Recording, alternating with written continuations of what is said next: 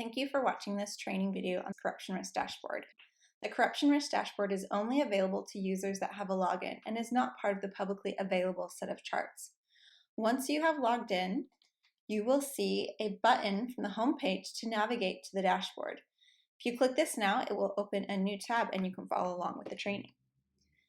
As you can see from the description on the left-hand side, the Corruption Risk Dashboard uses what we call a red flagging approach. We have worked with the government of McLennan County and other experts to identify indicators of potential corruption. The system then reviews the tender and contract data that has been entered into the system and flags the tender if it matches the indicators set in the system. It's important to note that these flags indicate that there could be corruption, but not necessarily that there is. It should be used as a reference to guide for further investigation. The different types of flags are grouped into two categories: process rigging and collusion. Process rigging flags refer to the efforts made to rig the bidding, awarding, contracting, or implementation process in favor of a particular player or entity, at the exclusion of other legitimate participants. Collusion is an arrangement between two or more parties designed to achieve an improper purpose, including to influence improperly the action of another party. This first chart on the overview page aggregates all the flags into these two categories. If you hover over a certain point in the line, it'll show a pop-up with more information. A single tender can be flagged by multiple indicators. So if you look here, there are 8 process rigging indicators with a total of 55 indicators that have been flagged on a total of 46 procurements. That makes up 42% of the procurements in 2019 that have been flagged. Meanwhile, for collusion, there's a total of 5 collusion indicators, which 13 of the indicators have been flagged for a total of 10 procurements that have been flagged. That makes about 9% of the procurements in 2019 that have been flagged with collusion flags. If you look at the legend here, you'll see that you can click to turn off one of the elements of the chart and to just, in this case, show the collusion. Clicking it again will turn it back on. If you scroll down, there's a list of all of the actual contracts arranged by those that have the most flags. So you can see here the title of the contract, the status of the contract, the procuring entity that procured this tender, the total tender amount, that the estimated tender amount versus the award amount, the tender start date and close date, the flag type, and the number of flags. Hovering over the number of flags will show you the exact type of indicator types that this contract has been flagged for. You can rotate to additional pages by clicking on the buttons here to go to the second page, and you can also switch to show more tenders per actual page, and you can scroll down to see all of them. Now we're going to move on to the more specific charts and indicators within the system. So we're going to click on process rigging, and this is going to take us to our process rigging page. You'll see here that there are a number of thumbnails for each of the charts, and clicking on them are going to open up the chart and make it bigger. So our first chart and indicator type is a short bid period. This indicates that the bid period was shorter than 14 days, which is the amount of time that legally is supposed to be, the tender is supposed to be open for. So there's supposed to be 14 days between the tender open start date and the tender close date. So this indicator flags it if that bid period is shorter than that time frame. So you can see here that the total of 18 procurements have been flagged with short bid period. Now this other line in the back is eligible procurements. So you can see here that not every tender will even be eligible for a consideration for this indicator. The bid period must be complete, so it must have already closed for us to be able to test this, and it must be an open procurement. So it must be a procurement that's open for competition and not a direct procurement. And again, if you want to turn off the eligible procurements and just see the total number of procurements that were flagged, you can click that here and you can turn it back on. this gives us an idea out of how many total eligible procurements that have been actually flagged for this. And if you scroll down, again, you'll see a table that has a list of all of the tenders and more information for that have been flagged with a short bid period. Clicking on the title of a tender will take it to the contract specific page, which I'll show you at a later period in this training. Now we can go back to the process rigging to look at the other types of charts that are available. The next one is the process rigging chart. If we click on that, we'll see that this chart shows when the tender method was open, but there was only one bid made, which is unusual. It could indicate the bidding process has been altered to favor a bidder or exclude others from bidding. So here we can see that in 2019, 7 procurements were flagged for single bidder only. The next chart is a multiple contract winner. This flag indicates when 4 awards have been made to the same supplier from the same procuring entity in a single year. This one has not been identified any procurements so far with this instance. The next chart is the contract negotiation delay. This chart flags when the time between the tender end date and the award date is over 60 days. A long delay could indicate that misconduct is taking place in the form of bribery or other illicit behaviors. The next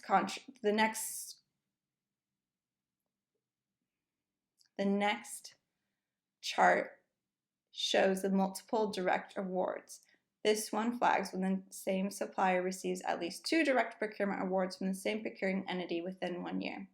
This could indicate split bidding, where a larger award is split into 2 or more smaller awards to avoid meeting the open procurement threshold.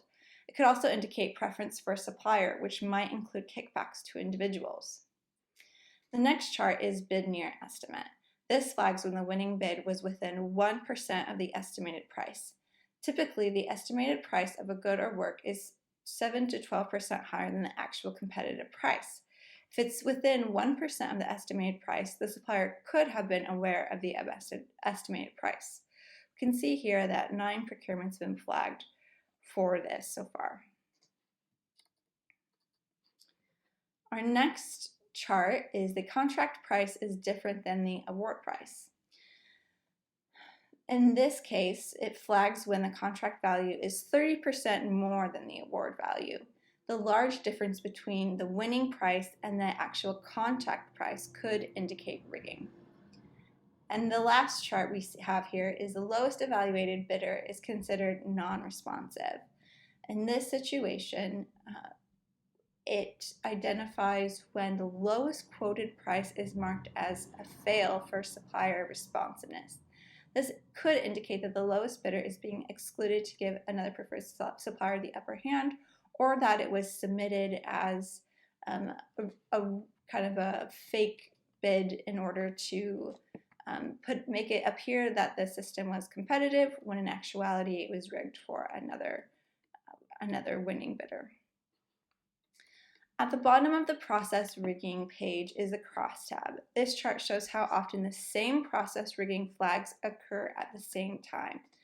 To read this chart, we're going to start on the left-hand side.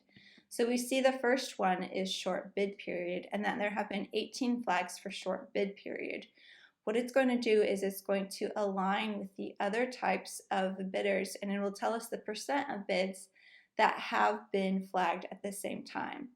So out of the 18 flags that have been flagged for short bid period, 3 of those procurements, so 16% of those procurements, were also flagged with bid period is shorter than 14 days. As we go across, we'll see that similarly, for those that were flagged with short bid period, 4 were also flagged with lowest evaluated bidder is considered non-responsive. So this crosstab allows us to see if there are trends when the same types of flag are occurring at the same time. If we look here, the darker green indicates a higher percentage of where this occurs. So we'll see the highest percentage that this is identified so far is for single bidder only, where they have also occurred at the same time with short bid period, as well as bid near estimate. Now we're going to go to the collusion flag charts. The first collusion chart is high winning bid. The high winning bid flags when the winning supplier is 25% or higher than the next bidder. If the winning bidder is this much higher than the other bidders, it could be a sign of cooperation between the winning bidder and evaluators, or that the lower bids are fictitious and planted to give the appearance of a competitive process. The next chart is whole percent bid prices. So this flags if any two bids for a tender are an exact percentage apart. So for example, exactly 3% apart is extremely rare that two bids are a whole number percentage apart instead of 3.125, for example. So it could signal collusion where one bidder casts an invalid bid to buffer the bid proposal of another bidder and agreed to submit a certain percentage below. The next chart is purchase splitting to avoid procurement thresholds. This chart flags if the same supplier receives two or more awards through selective procurement from the same buyer for the same item. It could indicate that they are trying to avoid thresholds for open procurement by splitting the tender into smaller awards. So we can see here that a few of the procurements, 6 in 2019, were flagged with this. And again, as a reminder, below each of these charts is a table that lists all of the contracts that have been flagged with this for further research. The next chart is the supplier wins a disproportionate number of contracts of the same type. This chart flags if a supplier receives 3 or more awards using any procurement type from the same buyer for the same item in the last 2 years, which could indicate that they are receiving preferential treatment. The next chart is the last collusion chart, is the same company always bid, the same companies always win, and this chart flags when the same exact suppliers bid and the same supplier wins for at least 2 tenders over the space of 2 years. And similar to the process rigging, we have the same matrix where we can see if the same flags are occurring at the same time. So we see the highest one where this occurs is when the supplier wins a disproportionate number of contracts of the same type. So out of the 6 flags, we see that 3 were also flagged with purchase splitting to avoid procurement thresholds. Next, we're going to go to the suppliers page. So this page lists all of the suppliers that have been flagged, sorted by the number of flags they've received. So the highest number of flags is at the top. And you can see across here the name of the supplier, their ID, how many tenders they've won, how many they've lost, the total amount of funding they've won, and the total number of flags. So if you click on this supplier name, it's going to give you more information. So again, it'll give you some basic information about them. If they have the address in the system, it'll give that information. It'll show you the total number of flags and the number of procurement contracts that have been flagged. There is a series of circle charts that will show you information about this supplier. So it'll show you the total number of tenders that they have won out of the total that they have submitted to. So they have won 6 out of 15 that they submitted, so 14%. You can see 6 and the 9 they have lost. This will also show, this next chart shows you the total value of the awards they've won. So they've won 32.487 million Kenyan shillings that they have won and the amount that they have lost. And the next chart shows you the number of flags that they have been flagged for, categorized by the type. So you can see they have 3 process rigging flags and 6 collusion flags. Scrolling down will show you some more analysis. So this first chart shows you the number of wins and the number of flags grouped by the procuring entity that they received from. So they were procured by the county government of Makwani. And the next one shows you a breakdown of those indicators. So which are the indicators that they have been flagged for and for how many. So they've received 3 purchase splitting flags, 3 supplier wins disproportionate number of contracts of the same type, and 1 flag each for short bid period, bid near estimate, and lowest evaluated bidder is considered non-responsive. At the bottom, again, we have these matrix to see if there are certain flags that are occurring multiple times. So as we see here, for their process rating flags, they've only received once, and none of these have occurred on the same tender. So none of these have repeated, repeated in the same tender. For the collusion risk, these have occurred on the same tender. So you can see that for all of the for the charts where the 3 flags that they received for Supplier Wins disproportionate number of contracts of the same type, they were also flagged for purchase splitting to avoid procurement thresholds. And scrolling down, you'll see more information about the contracts that they were flagged for and the procuring entity name. Next, we're actually going to go to the procuring entity page. So there are only 2 procuring entities in the government of Queen County. So that is the county government as well as the Woche Municipality Board. So you can click on this and it's going to give you more information about that procuring entity specifically. So it'll give you some contact information, and then it'll tell you how many procurements that have been completed, how many are planned, and if any are open. And then this chart shows you the procurement methods that are commonly used. So they are most often used open, so 74 of the published contracts have been open procurement, 64 have been selective, 5 have been limited, and 4 have been direct procurement. And then we can see the wins and flags by supplier for their top flagged suppliers. So this supplier has won 6 awards and has 9 flags. The next one has 4 wins and 1 flag, and so on and so forth. The next tab shows you the most common flags that this procuring entity has received and how many flags of each type they have received. So they have received 30 flags for lowest evaluated bidder is considered non-responsive, 17 for short bid period, 11 for purchase splitting to avoid procurement thresholds, 10 for bid near estimate, and 8 flags for single bidder only.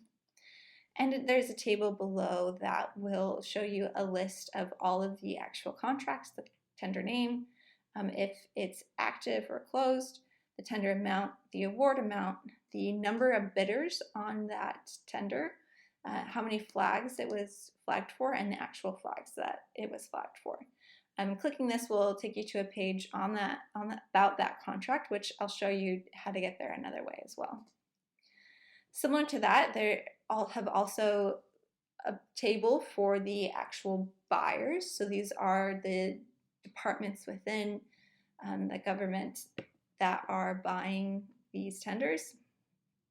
So you can see the buyer name, the tender name, as well as their ID, the number of tenders that they have published, the number of awards that have been made, and the number of flags that they've received.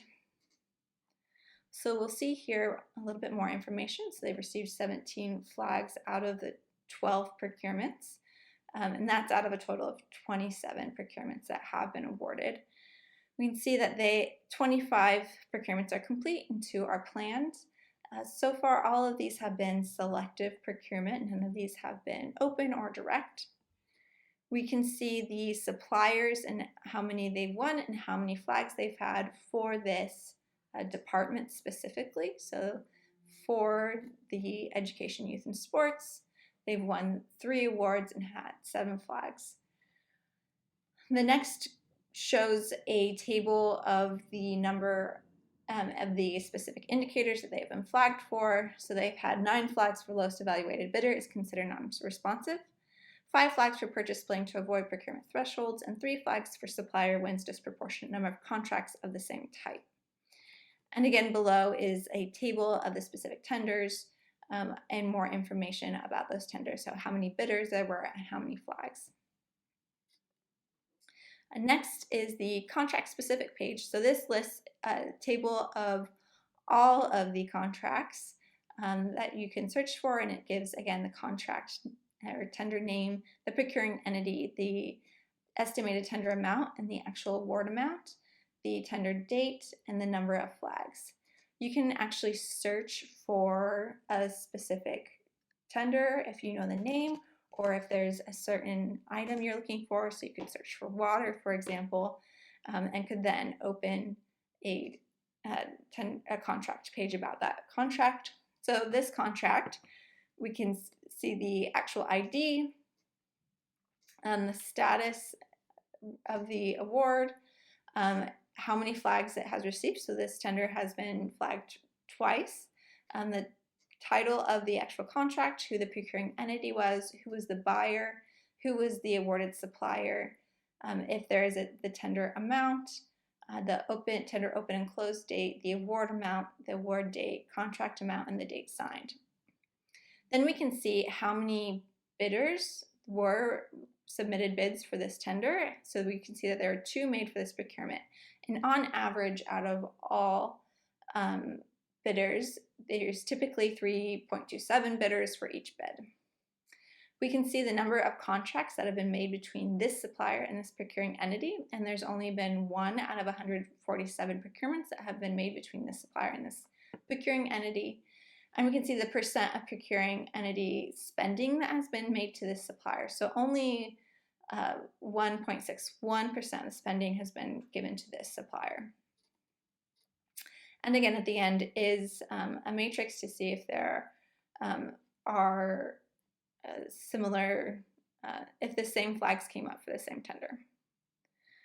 And then on the left is just kind of an overview of the total number of flags across the county that have been made by type. So a total of 22 collusion flags and a total of 68, so 75% out of all the flags are process rigging flags. Now, something that's really useful for all of these tenders and tables are the filters across the top. So here you could actually filter for a specific department. If you wanted to just look at the number of charts for, or the number of flags for a certain department, you could take a look at that and can see how many flags are being flagged for that department. And that filter would hold up for all of the other charts as well. So you could see which ones each department are being flagged for as an overview.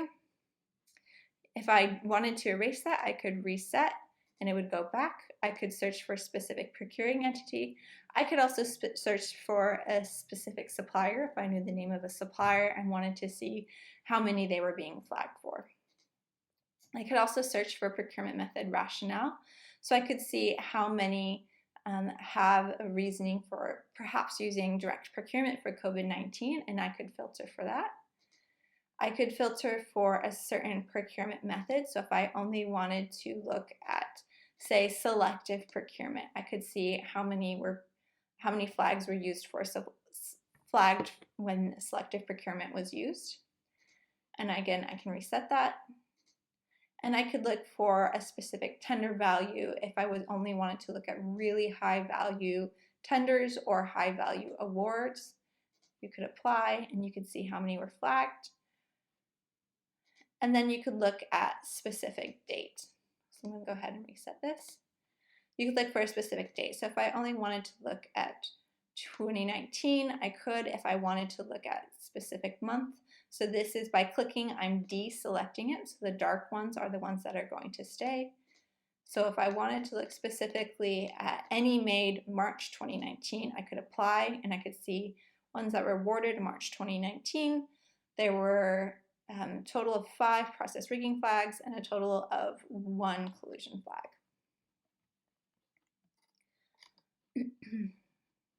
And I think this concludes our training today. I hope you enjoyed learning about the Corruption Risk Dashboard and how it can be useful to you.